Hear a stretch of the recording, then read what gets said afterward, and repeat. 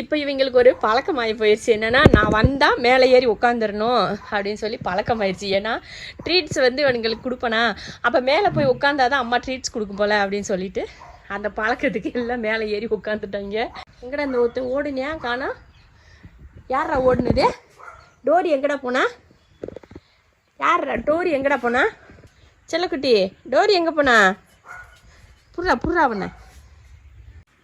அறிவு செல்ல குட்டிங்கடி, இது அறிவு செல்லங்கடி.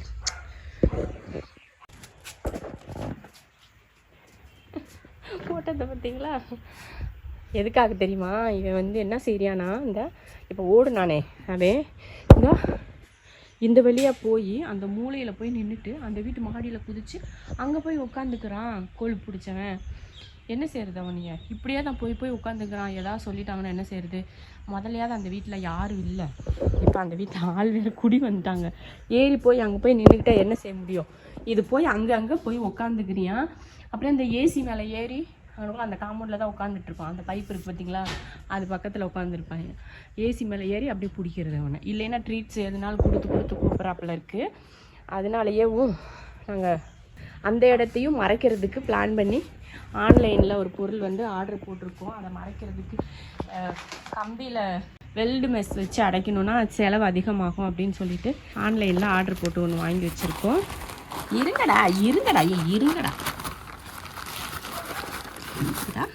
வலை, பறவைங்கள்லாம் வராமல் இருக்கிறதுக்கு பால்கனியில் போடுவோம்ல, அந்த வலை வந்து வாங்கியிருக்கோம். அதை வச்சு அங்கே அடித்து வச்சிடலாம் அப்படின்னு சொல்லிட்டு. இதோட விலை வந்து 289 ரூபா போட்டிருந்துச்சு. சரின்னு வாங்கிட்டோம். 9க்கு 5 சைஸு.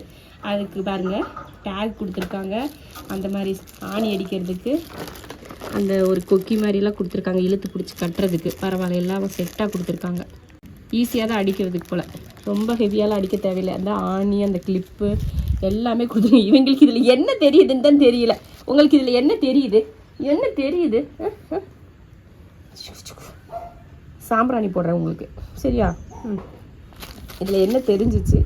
என்னத்தை இதை பார்த்து என்ன சாதிக்க போகிறீங்க?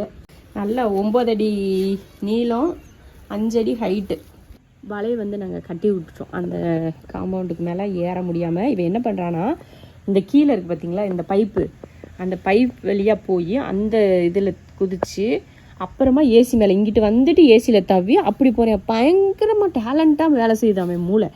அப்புறமா ஜன்னல் ஏதாவது லேசாக ஓப்பனில் இருந்ததுன்னா போச்சு, அதை அப்படியும் திறக்கிறேன். நம்ம திறக்கிற மாதிரியே திறந்து அந்த ஏசி மேலே குதித்து அப்படியே அங்கே போயிடுறது. இந்த மாதிரி தான் பண்ணுறானுங்க. சரி, இது வச்சுருக்கோம். இது எந்த அளவுக்கு நமக்கு ஒர்க் ஆகுது அப்படிங்கிறது தெரியல. அவன் தான் அங்கே தான் சுற்றிக்கிட்டு இருக்கான். நம்ம கொஞ்சம் கண் அசந்தோம்னா போதும் அங்கே உட்காந்துட்டு இருக்கேன். பார்க்கலாம் அது எப்படி அங்கே அதில் கட்டி இருக்கிறதுனால அங்கிட்டு போகிறானா, இல்லை கட்டி வச்சுருக்காங்க நம்ம அங்கிட்டு போக முடியாதுன்னு சொல்லி கண்ட்ரோலாக இருக்கானான்னு தெரியல. பார்த்துக்கலாம். இது வேலை ஏறி போயிடுவானுங்க இங்கே. அதனால அங்கே ஒரு போர்டை வச்சு மறைச்சி சுற்றி மறைச்சி வச்சுருக்கோம். ஷாஷாவுக்கு இந்த ஒன்று மட்டும்தான் நாங்கள் மறைச்சோம். அதையவே அவனால் தாண்டணும்னு அவன் யோசிச்சதே இல்லை. ஆனால் இவங்க என்னெல்லாம் செய்கிறானுங்க தெரியுமா? அவ்வளோ வேலை. பிள்ளைங்க ரொம்ப ஹார்ட் ஒர்க் பண்ணுறாங்க. என்னத்துக்கு சமத்து பிள்ளைங்க மேலே உட்காந்துருக்கீங்க? என்ன சமத்து பிள்ளை மேலே உட்காந்துருக்கு? என்னத்துக்கு? ஏண்டி குட்டி, ஏண்டி கருவா குட்டி எல்லாரும் இவன் கிரே கலர் தான், ஆனாலும் பேர் நாங்கள் கருவா குட்டின்னு தான் சொல்லுவோம். நீங்கள் எல்லாரும் சொல்கிறீங்க அது கருப்பு கிடையாது கிரேன்னு சொல்லி. நாங்கள் வந்து செல்லமாக கருவா குட்டின்னு கூப்பிடுவோம். கிரே கலர்னா கிரே கலர் அப்படின்னு கூப்பிட முடியாது இல்லையா? அதனால தான் கருவாக்குட்டி அப்படின்னு கூப்பிடுவோம். கருவாக்குட்டினதுமே இந்த கருவாக்குட்டி நிமிந்து பார்க்குது பாருங்க. இந்த கருவாக்குட்டி நிமிந்து பார்க்குது. அவர் தான் வெளியில் போகிறவர். அவர் பேர் மின்ஷா. அவர் தான் வெளியில் போய் ஊர் சுத்த நினைக்கிறவர். அவர் தான் எல்லாருக்கும் என்னன்னா இவங்க இங்கேயே இருப்பாங்க அப்படின்னு நினச்சிட்டு இருக்கீங்களா? இங்கே அப்படிலாம் இல்லை. கீழே வீட்டுக்குள்ளே வருவானுங்க, வீட்டுக்குள்ளே எல்லாம் சுற்றுவானுங்க. அதுக்கப்புறமா பால்கனி வருவானுங்க. பால்கனியில் ஃபுல்லாக எங்கெல்லாம் போர் அடிக்குதோ அங்கெல்லாம் நிற்பானுங்க. அங்கே வீட்டுக்கு மேலே போர் அடிச்சதுன்னா கீழே வந்துடுவானுங்க. கீழே பால்கனி போர் அடிச்சுன்னா வீட்டுக்குள்ளே வருவானுங்க. இப்படி தான் மாறி எல்லா இடத்துலையுமே தான் இருக்கானுங்க. இங்கே இந்த இருக்கான்ல, இவன் வந்து அப்படி கரெக்டாக எல்லாத்தையும் தெரிஞ்சு வச்சிருப்பேன். அம்மா எந்த நேரம் என்ன செய்யும், என்ன கொடுக்கும் அப்படின்னு அப்படியே வந்து முன்னாடி நின்றுவார் அவர். சரி வாங்க, எல்லாருக்கும் கொஞ்சம் கொஞ்சம் தான் தருவேன், புரியுதா? இருடா, இவனுக்கு சாப்பிடவே தெரியாது. இவன் சாப்பிட்றத விட்டுவிட்டு இதை கடிச்சு அப்படியே மெல்லு வேணாக்கும். இருடா, ஒவ்வொருத்தருக்காக தான் கொடுப்பேன். ம் ம் இந்த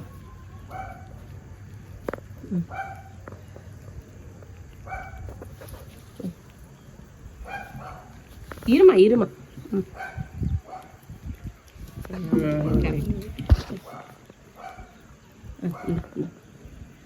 எப்படி வாடி மேல. ஏய் மின்னல் மின்னல், இங்க நின்னா எப்படி கிடைக்கும் சோறு? இரு, அவன் இன்னும் சாப்பிடல, அவனுக்கு கொடுத்துட்டு வரேன். பயந்துட்டு ஓடுறத பிறகு ட்ரீட்ஸ் வந்து கட்டுப்படி ஆக மாட்டேங்குது. அதனால நான் கையில் வச்சு ஆளுக்கு கொஞ்சம் கொஞ்சம் கரெக்டாக கொடுத்துட்றது. சும்மா ஒரு டேஸ்ட்டுக்காக தானே, இது அதிகமும் கொடுக்க வேணாம்னு தான் சொல்கிறாங்க. அதனால அப்படியே டேஸ்ட்டுக்கு கொஞ்சம் கொஞ்சம் கொடுத்துட்றது.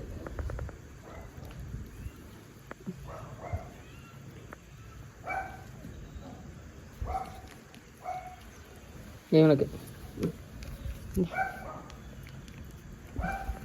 அவன் தான் நிறைய 4வது ரவுண்ட் போயிருக்கான். எப்படியா? அவன் தான் எல்லாரையும் விட்டுட்டு முடியாரியா? சாஷா கொடுக்கவே இல்லை. உனக்கு கொஞ்சம், அவ்வளோதான், முடிஞ்சு போச்சு. ஃபைனல் வந்து பெரியவருக்கு, பெரிய மனுஷனுக்கு. அவ்வளவுதான், தீர்ந்து போச்சு. அவ்வளோதான், தீர்ந்து போச்சு. அவ்வளோதான், முடிஞ்சு போச்சு.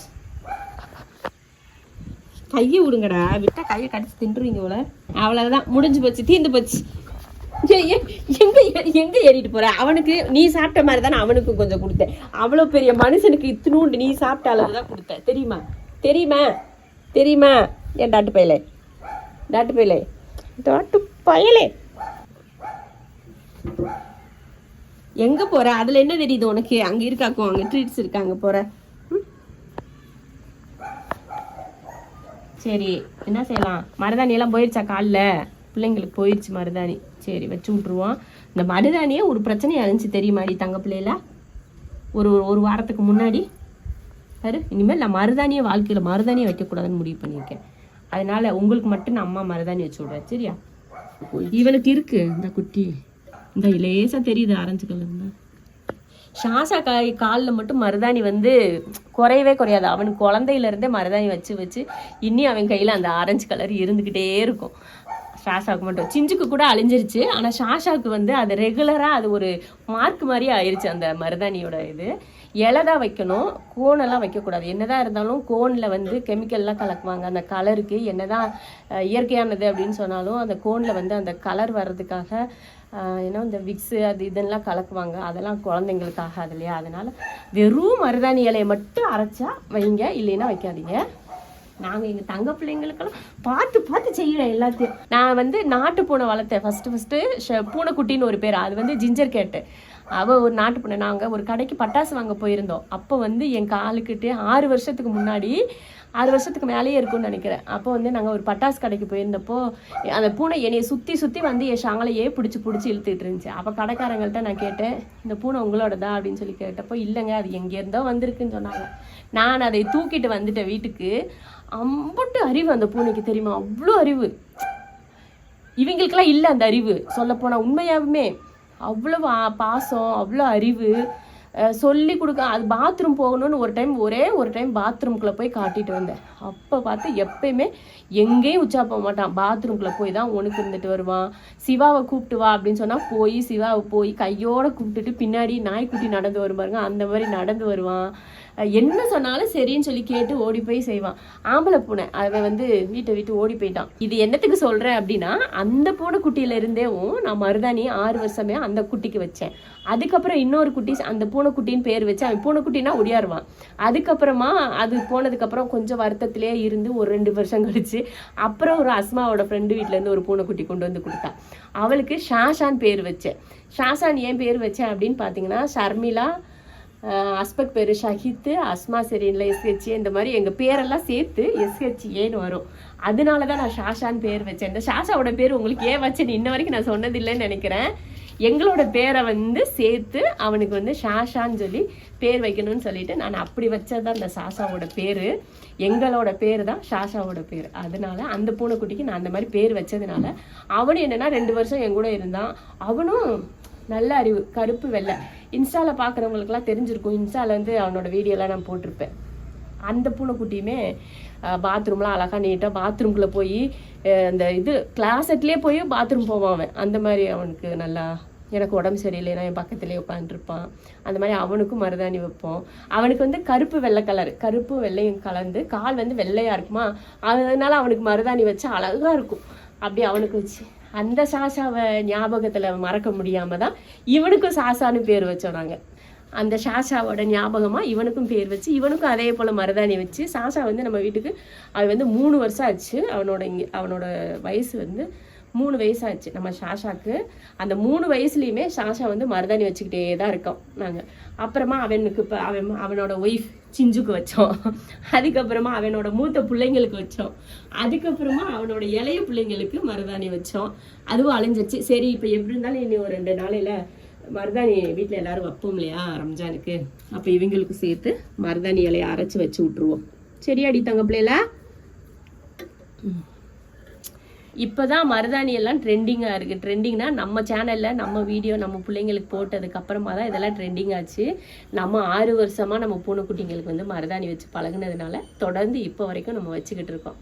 அதே போல் சாசாவுன்ற நேம் எப்படி வந்துச்சு அதோட வரலாறு உங்களுக்கு டீட்டெயிலாக சொல்லியிருக்கேன். இதுதான் சாசாவோட வரலாறு. நிறைய பேர் சாஷான்ற பூனைக்குட்டி நாங்கள் நிறைய பார்க்குற இடங்கள்ல எல்லாம் பார்த்தீங்கன்னா உங்கள் பூனை பேர் தான் நாங்கள் எங்கள் பூனைக்கு வச்சுருக்கோன்னு சொல்கிறாங்க. நாங்கள் ஆஸ்பத்திரிக்கு போனாலோ இல்லை வெளியில் யாரையாவது மீட் பண்ணாலோ எல்லாம் சொல்லுவாங்க, நாங்களும் பூனை வளர்க்குறோம், நீங்கள் வளர்க்குறதுனால தான் நாங்களும் வளர்க்குறோம், எங்களுக்கு ஆசையாக இருந்ததுன்னு சொல்லிட்டு பேருமே சாஷா சிஞ்சுன்னு வச்சுருக்கோம் அப்படின்னே சொல்லுவாங்க. 2 பூனை வளர்த்துருக்கோம், ஒன்று சாஷா இன்னொன்று சிஞ்சு அப்படின்னு சொல்லுவாங்க.